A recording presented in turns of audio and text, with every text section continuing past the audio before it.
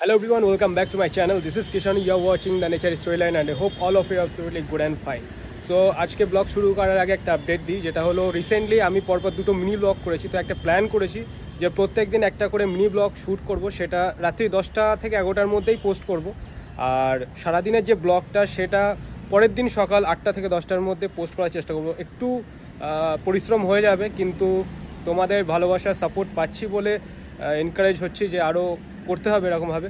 তো যাই হোক, যারা আমার চ্যানেলে এসে নতুন ভিডিও দেখছো অবশ্যই চ্যানেলটাকে সাবস্ক্রাইব করে নাও, অল বেল নোটিফিকেশন অন করে দেবো, প্রত্যেকটা ভিডিওর আপডেট তোমাদের কাছে চলে যাবে। এছাড়া তোমরা আমাকে ফেসবুক পেজ বা ইনস্টাগ্রামে ফলো করতে পারো, লিঙ্ক ডেসক্রিপশানে মেনশন করে দিচ্ছি। তো আজকের ব্লগ শুরুতে প্রথমে বলি, আমাদের বাড়ির পাশে অ্যাকচুয়ালি রক্ষা মায়ের পুজো হচ্ছে। তো রক্ষা মায়ের পুজোর জন্য একটা ডালা দেবো, সেজন্যে কিছু ফল প্রসাদ সেগুলো আনতে যাব কাঠিয়াট বাজারে। তো এর আগে মানে আগের বছর আমি রক্ষা মায়ের পুজোর একটা ব্লগ করেছিলাম, আই বাটন আসছে, চাইলে দেখে নিতে পারো। সেখানে ব্রিফলি ভিডিওটা করেছিলাম, মানে মায়ের মূর্তি কীভাবে তৈরি হচ্ছে সবগুলো, মানে সমস্ত টাইম ফ্রেম ধরে ধরে করেছিলাম। কিন্তু আজকে হয়তো অতটা করতে পারবো না, কারণ অফিসে আমার 11টা সাড়ে 11টার মধ্যে যেতে বলেছে, অলরেডি আমি লেট হয়ে গেছি। তো যাই হোক, তাড়াতাড়ি এই জিনিসগুলো কভার করব। আর রক্ষা মায়ের মন্দিরের ওখানে প্রিপারেশন কি সেটা এখন তোমাদের সামনে দেখানোর চেষ্টা করব। দেখে অফিসে যাব, অফিস থেকে আসার পরে আবার জয়েন হব। তো চলো যাই, মায়ের জন্যে মালা, ফল, মিষ্টি এই ডালাগুলো রেডি করি। আর আমার এই ব্লগ দেখে যদি তোমাদের ভালো লেগে থাকে অবশ্যই লাইক, কমেন্ট এবং শেয়ার করে দিও। আর কিছু যদি চেঞ্জেস দরকার হয়, কিছু যদি বলতে চাও, তাহলে কমেন্ট সেকশানে মেনশন করো, অবশ্যই আমি তোমাদেরকে রিপ্লাই দেবো। তো এই যে আমার বিগ বয় দাঁড়িয়ে আছে, দেখতে পাচ্ছ। মায়ের জন্য ফুলের মালা অর্ডার দিয়ে দিয়েছি, কিন্তু নেব পরে। চলে এসেছি ফলের দোকানের এখান থেকে 5 রকম ফল নিয়ে নিচ্ছি। আর এখন আছি মিষ্টির দোকানে, মিষ্টির দোকান থেকে নেব 5 রকম মিষ্টি আর একটু সন্দেশ। তো মায়ের পুজোর ওখানে ডালা দেওয়ার জন্য যে যে জিনিসগুলো লাগে মোটামুটি রেডি হয়ে গেছে, বাকি থাকলো শুধু মালা অফিস থেকে আসার সময় নিয়ে নেবো। আর এখন তোমাদের নিয়ে যাবো মায়ের মন্দিরের ওখানে, যেখানে প্রস্তুতি পর্ব কী আছে সেটা তোমাদের দেখাবো, আর মায়ের মূর্তিটা কীভাবে তৈরি হচ্ছে সেটা তোমাদের দেখাবো। চলো। তো মায়ের মন্দিরে যাওয়ার আগে প্রথমে বাবার মন্দিরটা দেখে নাও। এটা আগের বছর এই শেডটা তৈরি হয়নি, এবছরই তৈরি হয়েছে। তো মায়ের পুজো তো রাত্রে হবে, কিন্তু দিনের বেলায় সবাই বাবার মাথায় প্রথমে জলটা ঢালে। তো এখানে এখন সবাই মোটামুটি এখান থেকে আসবে, এসে বাবার মাথায় জল ঢালবে। আর ওই জায়গাটাতে হচ্ছে মায়ের মন্দির, মানে মায়ের ওপেন মঞ্চ, তার পাশে হচ্ছে মায়ের মূর্তি তৈরি হচ্ছে। মায়ের মূর্তি তৈরি করা শুরু হয়ে গেছে, কিন্তু শেষ অবধি থাকতে পারবো না, চলে যাবো যেহেতু। দেখতে পাচ্ছ মায়ের কাঠামো তৈরি হচ্ছে। দিনের দিনই মূর্তি তৈরি হয়, দিনের দিনই মূর্তি শোকানো হবে এবং দিনের দিনই পুজো হবে, দিনের দিনই বিসর্জন হবে। দেখতে পাচ্ছ মায়ের কাঠামো তৈরি হচ্ছে। আর এর পাশেই মায়ের এই মন্দির, এখানে ভোগ রান্নার জন্য উনুন তৈরি করা হচ্ছে। আর সামনে যে মুক্ত মঞ্চটা দেখছো, এখানে ভোগ রাখা হয় এবং সমস্ত ফল কাটা হয়। এখানে পাড়ার সমস্ত মা বোনেরা এসে মায়ের মন্দিরে পুজো দিচ্ছে সকালবেলায়। রাত্রে এরা সবাই হয়তো উপোস থাকে, বেশিরভাগ যারা অঞ্জলি দেবে বলে। সেটা তোমরা রাত্রে দেখলে বুঝতে পারবে, প্রচুর লোক থাকে। পাশে এখানে কল আছে, এখানে মায়ের ভোগ রান্নার বাসনপত্র পরিষ্কার করা হচ্ছে। সো গাইস, অফিসের জন্য হয়ে গেছি রেডি। এই হচ্ছে আমার টিফিন, আর এই দাঁড়িয়ে রয়েছে আমার গাড়ি। তো তোমাদের সাথে যেতে যেতেই কথা বলবো। তো একটা জিনিস তোমাদের সাথে শেয়ার করি, যেটা হচ্ছে সব কিছুরই একটা নির্দিষ্ট সময় রয়েছে। আমার মনে আছে আজ থেকে 1 বছর আগে ইউটিউবে ভিডিও করে স্টার্ট করেছিলাম, তখন মোবাইল দিয়ে চালাতাম। তো সেখান থেকে এখন গোপ্রোতে এসছি, মানে আপগ্রেড করেছি নিজেকে।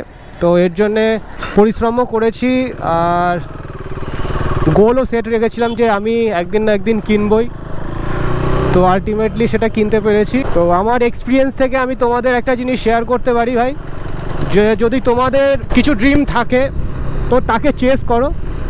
হয়তো কোনো সময় একটু বেশি সময় লেগে যায়, কিন্তু সময় লাগলেও সেটা নিয়ে বেশি মন খারাপ করার কোনো দরকার নেই, বরং পরিশ্রমটা আরেকটু বাড়িয়ে দাও, চেষ্টাটা আরেকটু করো, দেখবে খুব তাড়াতাড়ি সেটা সাকসেসফুল হবেই হবে। কারণ আমার যদি হতে পারে তোমাদেরও হবে। আমার নিজের লাইফ দিয়ে একটা জিনিস তোমাদের শেয়ার করি আজকে, যেটা হচ্ছে প্রত্যেক সময় কিছু না কিছু একটা ড্রিম আমি চেস করেছি এবং আলটিমেটলি শেষ অবধি পেয়েওছি সেটা।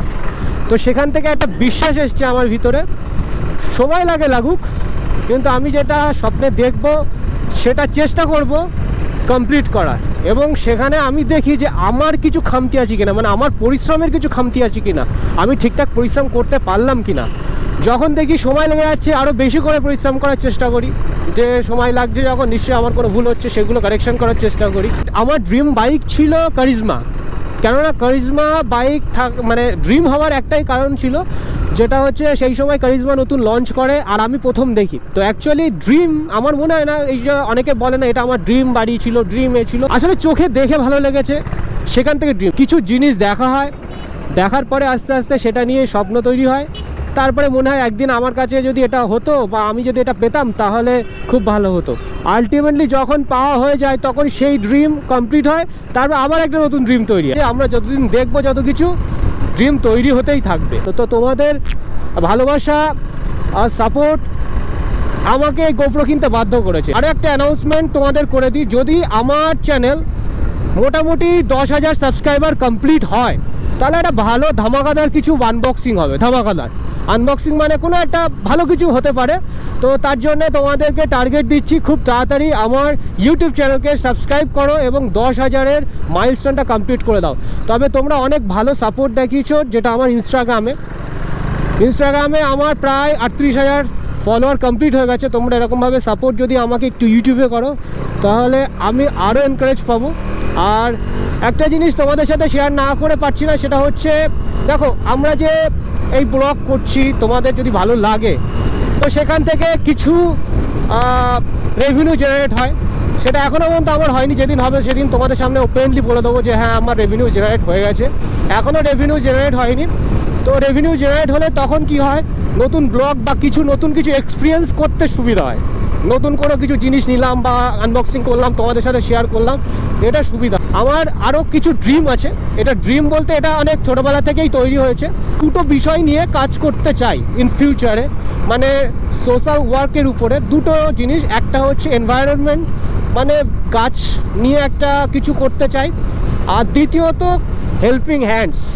কিছু এনজিওর সাথে আমারও কন্ট্যাক্ট আছে, আমি চেষ্টা করি মাঝে মধ্যে, সেগুলো আর এরকমভাবে শেয়ার করি না। তবে আমি আমার নিজের তরফ থেকে কিছু করতে চাই, সেটা যখন রেভিনিউ কিছু জেনারেট হবে, যদি সেরকম কিছু একটা জায়গায় এসে যায়, চ্যানেল মনিটাইজ হয়, তো আমি চেষ্টা করবো সেগুলো সম্পূর্ণ তোমাদের সাথে শেয়ার করব, শুধুমাত্র দেখানোর জন্য না। তো আমি তাদের জন্য ভিডিওগুলো শেয়ার করব যে আলটিমেটলি এই ভিডিওটা দেখে তাদেরও মধ্যে কিছু একটা ফিলিংস আসুক, তারাও কিছুটা এনকারেজ হোক যে তারাও কারোর জন্য কিছু করুক। এই দুটো মেন প্রজেক্ট রয়েছে আমার, সেটা জানি না কবে কি করতে পারবো, তবে সম্পূর্ণ জিনিসটা তোমাদের ওপরে রয়েছে। আর আমার ওপরে অনেক বড় দায়িত্ব তোমরা চাপাচ্ছ, কেননা আমি সেই শূন্য থেকে শুরু করেছিলাম। ইনস্টাগ্রামেও শূন্য, ফেসবুকেও শূন্য, ইউটিউবেও শূন্য থেকে শুরু করেছিলাম। আর সেখানে দেখা যাচ্ছে ইউটিউবে আমি প্রায় 3,000-এর পরিবার, আমরা ইনস্টাগ্রামে 39,000 38,000-এর পরিবার হয়ে গেছি, ফেসবুকে প্রায় 1-1.5 উপরে পরিবার। সবই শূন্য থেকে শুরু করেছিলাম। আর আজকে এই ফিগারগুলো দেখে মনে হয় একটু দায়িত্ব বাড়ছে। আর যাদের আরও বেশি সাবস্ক্রাইবার তাদের তো আরও বেশি দায়িত্ব। আমি বুঝতে পারছি তাদেরও কেমন প্রেশার থাকে। আমি সামান্য এই ছোট পরিবারে আমার এত প্রেশার লাগছে যে আমি রিসেন্টলি শুরু করে দিলাম তাড়াতাড়ি ব্লগ করার। তোমরা সেই রকমভাবে আমার পাশে থাকবে। ট্রাভেলের কিছু ব্লগ হবে পরে, মোটো ব্লগ কিছু আছে। প্ল্যানিং ছিল মাঝখানে একটা মায়াপুরের ব্লগ করব, কিন্তু মায়াপুরের ব্লগটা কিছু কারণবশত কমপ্লিট করতে পারিনি। তবে খুব তাড়াতাড়ি করব হয়তো মায়াপুরের আর ব্লগ, তবে সেটা বাইকে হবে কি না বলতে পারছি না এক্ষুনি।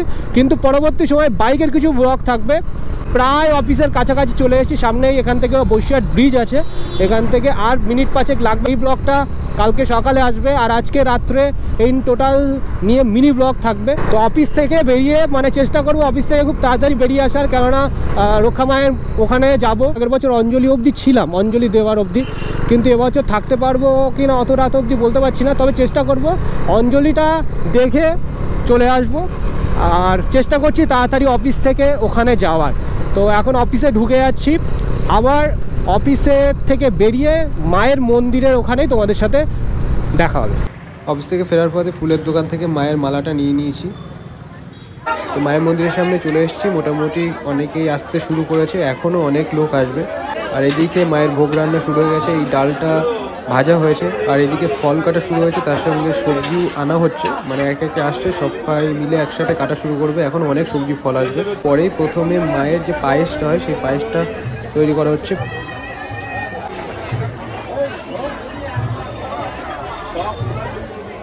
তো এখানে মা রক্ষা মায়ের মালাটা নিয়ে গেছে, সাথে ডালা মায়ের সামনে দেওয়ার জন্যে।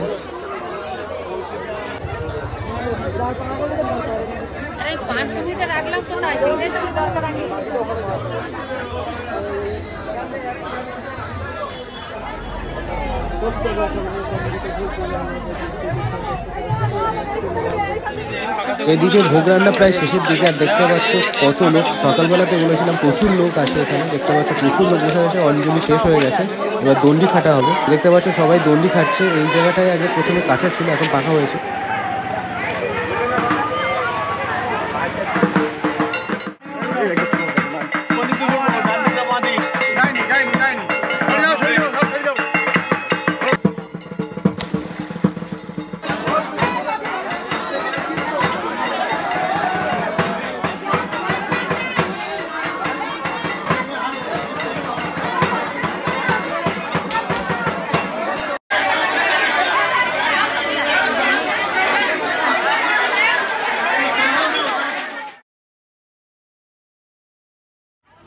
তো এখন প্রায় 4:45 বাজে যায়, মায়ের বিসর্জনটা দিয়ে এসেছি। এখন চলছে প্রসাদ বিতরণীর প্রস্তুতি, তো প্রসাদ নিয়েই বাড়ি চলে যাবো। যাই হোক, এখানেই আজকের ব্লগ শেষ করছি। দেখা হচ্ছে নেক্সট ব্লগে। See you soon guys, take care, tata, good by.